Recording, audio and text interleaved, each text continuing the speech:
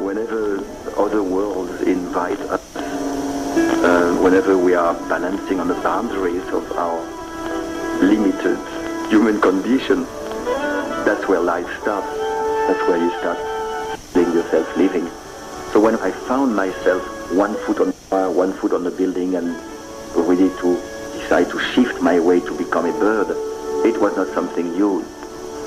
And after a few steps, I knew I was in my element. I didn't even take the full length of the crossing to get to know the rigging and the vibration of the building and the wire. And then very slowly as I walked, I was overwhelmed by a sense of easiness, a sense of simplicity. And actually I can be seen on the first pictures smiling probably out of disbelief. It's so easy after all those years and months of ups and downs and detours, victories and disasters. Finally, I was carrying my life on a path that was the simplest, the most beautiful, and the easiest.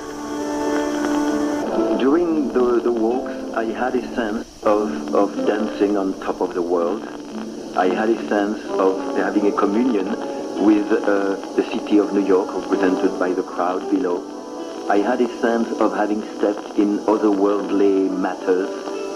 At some point in one of the crossing, I lay down on the wire and looked at the sky, and I saw a bird above me.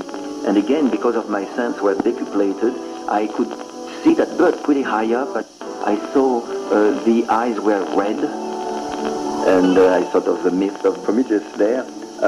But the bird was circling and looking at me as if I was invading his territory, as if I was trespassing, which I was.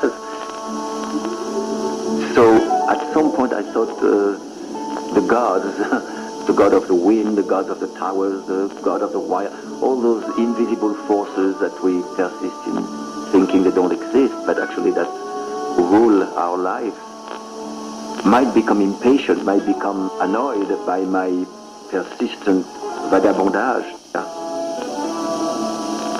So my intuition told me it was time for me to close the curtain of this very intimate performance. It was a walk between me and the towers, and I landed on the same tower from which I started, the South Tower, and then I had the octopus of the authority, grabbed me by their handles of arms.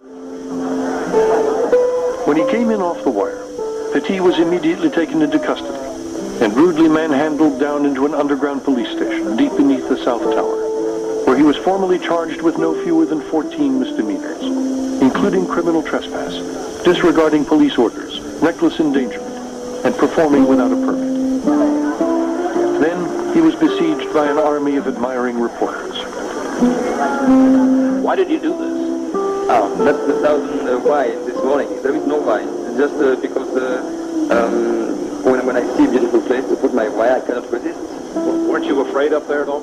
I was not afraid, but I was just looking what I have in front of me. I have really something which was huge and incredible, So afraid not, but living more than 1,000%.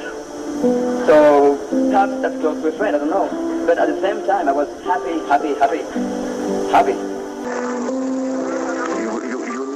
need dreams to live. It's as essential as a road to walk on and as bread to eat. I would have felt myself dying if this dream would have been taken away from me by reason. The dream was as big as the towers. There was no way it could be taken away from me by authority, by reason, by destiny.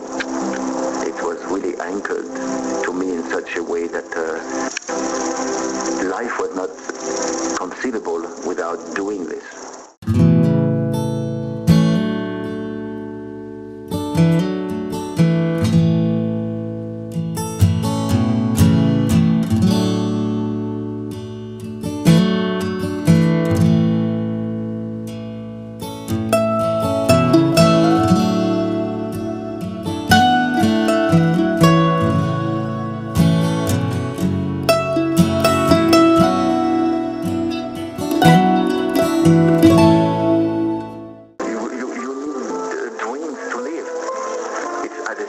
as a road to walk on and as bread to eat. I would have felt myself dying if this dream would have been taken away from me by reason.